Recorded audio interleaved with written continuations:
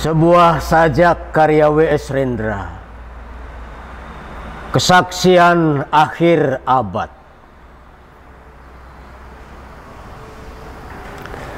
Ratap tangis menerpa pintu kalbuku. Bau anyir darah mengganggu tidur malamku. Oh, tikar tafakur. Oh, bau sungai Tohor yang kotor. Bagaimana aku akan bisa membaca keadaan ini? Di atas atap kesepian nalar pikiran yang digalaukan oleh lampu-lampu kota yang bertengkar dengan malam, aku menyerukan namamu, wahai para leluhur Nusantara. Oh Sanjaya, leluhur dari kebudayaan tanah. Oh Purnawarman, leluhur dari kebudayaan air. Kedua wangsamu telah mampu mempersekutukan budaya tanah dan air. Oh Resi Kuturan,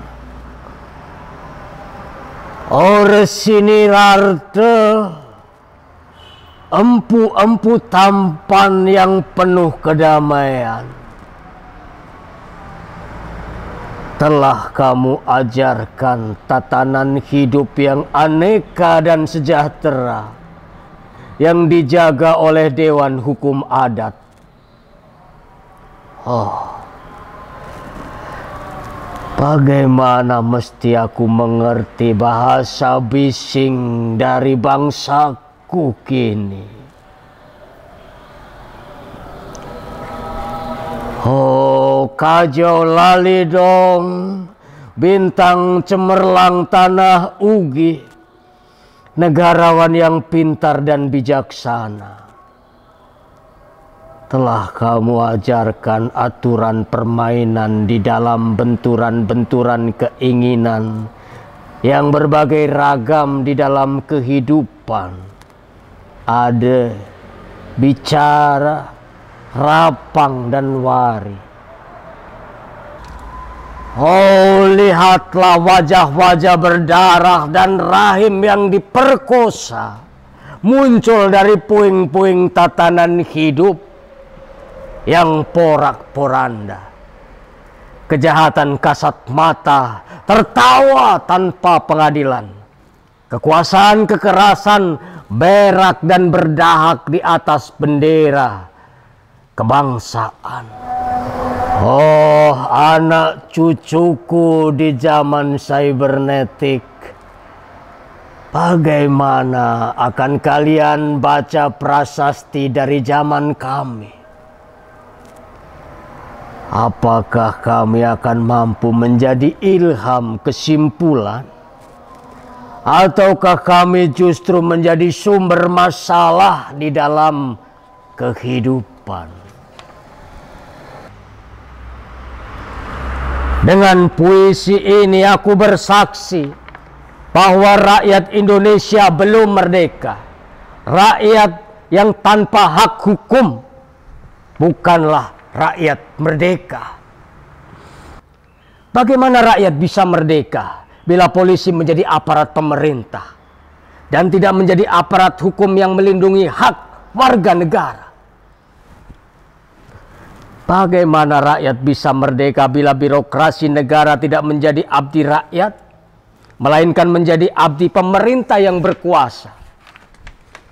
Bagaimana rakyat bisa merdeka bila hak pilih mereka dipasung, tidak boleh memilih secara langsung wakil-wakil mereka di Dewan Perwakilan, dan juga tidak boleh memilih secara langsung camat mereka, bupati, wali kota, gubernur, dan presiden mereka? dan partai-partai politik menganggap rakyat hanya abdi partai yang dinamakan massa partai politik atau kawula partai. Bagaimana rakyat bisa merdeka bila pemerintah melecehkan perdagangan antar daerah dan mengembangkan merkantilisme Daendels sehingga rela menekan kesejahteraan buruh, petani, nelayan, guru, dan serdadu berpangkat rendah? Bagaimana rakyat bisa merdeka bila provinsi-provinsi sekedar menjadi tanah jajahan pemerintahan pusat? Tidak boleh mengatur ekonominya sendiri, tatanan hidupnya sendiri, dan juga keamanannya sendiri. Ayam, serigala, macan, ataupun gajah, semuanya peka pada wilayahnya. Setiap orang juga ingin berdaulat di dalam rumah tangganya. Setiap penduduk ingin berdaulat di dalam kampungnya. Dan kehidupan berbangsa tidak perlu merusak daulat kedaerahan.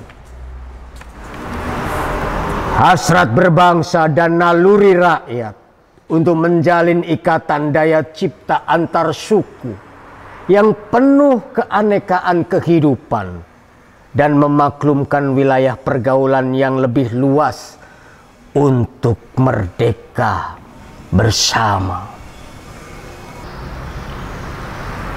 Tetapi lihatlah selubung kabut saat ini. Penjajahan tatanan uang, penjajahan modal, penjajahan kekerasan senjata, dan penjajahan oleh partai-partai politik masih merajalela di dalam negara. Dengan puisi ini aku bersaksi bahwa sampai saat puisi ini aku tanda tangani, para elit politik yang berkedudukan ataupun yang masih berjalan tidak pernah memperjuangkan sarana-sarana kemerdekaan rakyat. Mereka hanya rusuh dan gaduh memperjuangkan kedaulatan golongan dan partainya sendiri. Mereka hanya bergulat untuk posisi sendiri.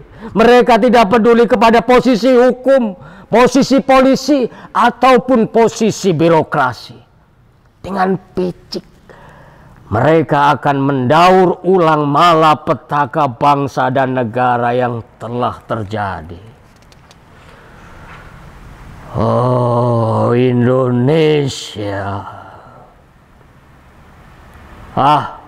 Indonesia, negara yang kehilangan makna.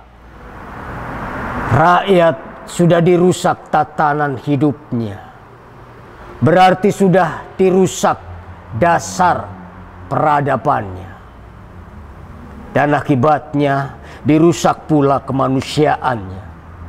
Maka sekarang negara tinggal menjadi peta. Itu pun peta yang lusuh dan hampir sobek pula. Pendangkalan kehidupan bangsa telah terjadi. Tata nilai rancu, dusta, pencurian, penjarahan, dan kekerasan halal. Manusia sekedar semak belukar yang gampang dikacau dan dibakar. Paket-paket pikiran mudah dijajakan. Penalaran amanah yang salah mendorong rakyat terpecah belah. Negara tak mungkin kembali diutuhkan tanpa rakyatnya dimanusiakan. Dan manusia tak mungkin menjadi manusia tanpa dihidupkan hati nuraninya. Hati nurani adalah hakim adil untuk dirinya sendiri.